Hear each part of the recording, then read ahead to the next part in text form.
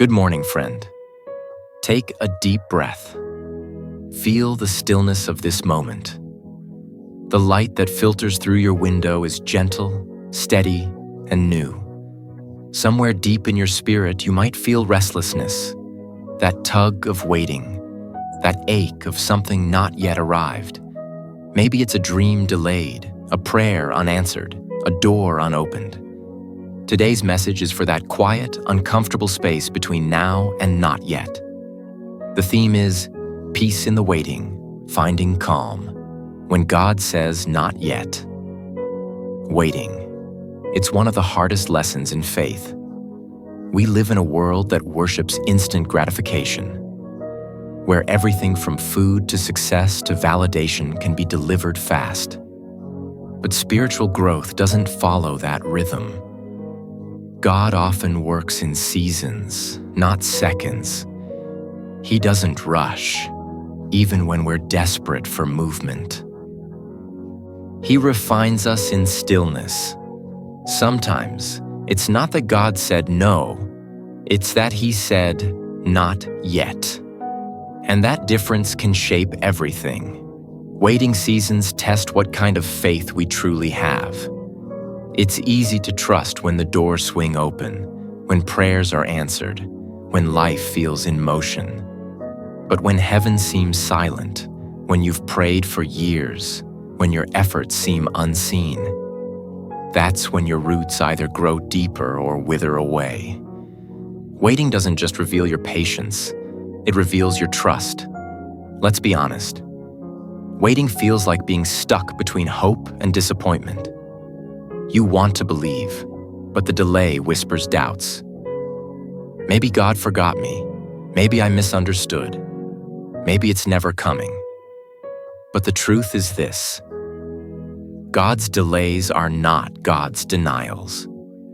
They are divine pauses designed to prepare you for what's ahead. Think of it like this. When you plant a seed, you don't dig it up every morning to check if it's growing. You water it. You trust the process. You wait for roots to take hold before fruit appears. The waiting is not wasted. It's working beneath the surface. In your waiting season, God is not withholding something from you. He's forming something in you. He's teaching you endurance, shaping your character, strengthening your faith muscle. He's aligning people, timing, and circumstances in ways you can't yet see. Sometimes, what feels like delay is actually protection. Sometimes it's preparation. Sometimes it's redirection. But it's never neglect. You may not see what He's doing, but that doesn't mean He's not working. Remember, God does His best work in the dark, in tombs before resurrection, in wombs before birth, in hearts before breakthrough. So, how do you find peace when God says not yet? You start by remembering who you're waiting for. You're not waiting on luck. You're not waiting on people. You're waiting on the same God who split the sea, who fed thousands, who raised the dead, who calls stars by name. The one who promised to make everything beautiful in its time. Not your time, not my time, but His. When you trust who God is, you can rest even when you don't understand what He's doing. Maybe right now you're waiting for healing in your body, your heart, or your relationships. Maybe you're waiting for provision, clarity, or the courage to take the next step. Whatever it is, remember this: waiting is not passive. It's active trust. It's faith in motion, even when your feet are standing still. Peace in the waiting begins with surrender. The moment you stop wrestling for control and say, God, I trust your timing more than my own, that's when your soul exhales. That's when peace begins to flow. Look at Abraham. God promised him descendants as numerous as the stars, yet decades passed before Isaac was born.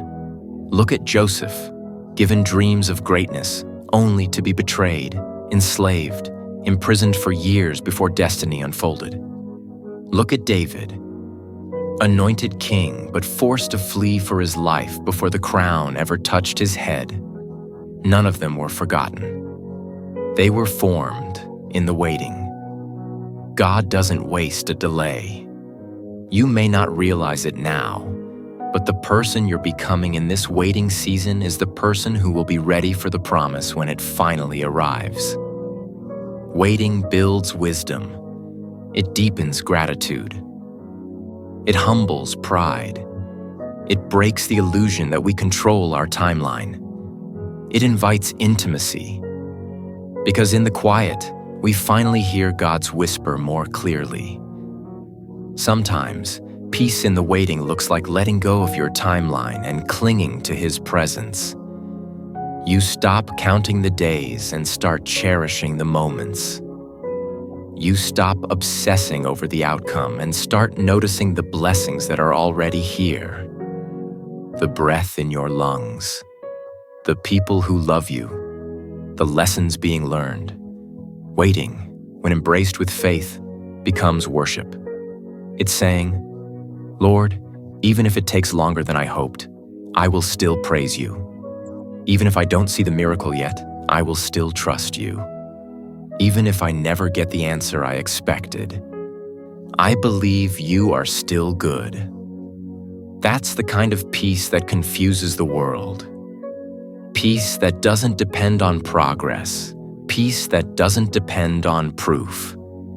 It's the peace that Jesus had when He slept through the storm. It's the peace that passes understanding, not because the waiting ended, but because His presence was enough. Maybe you've prayed, God, I'm ready.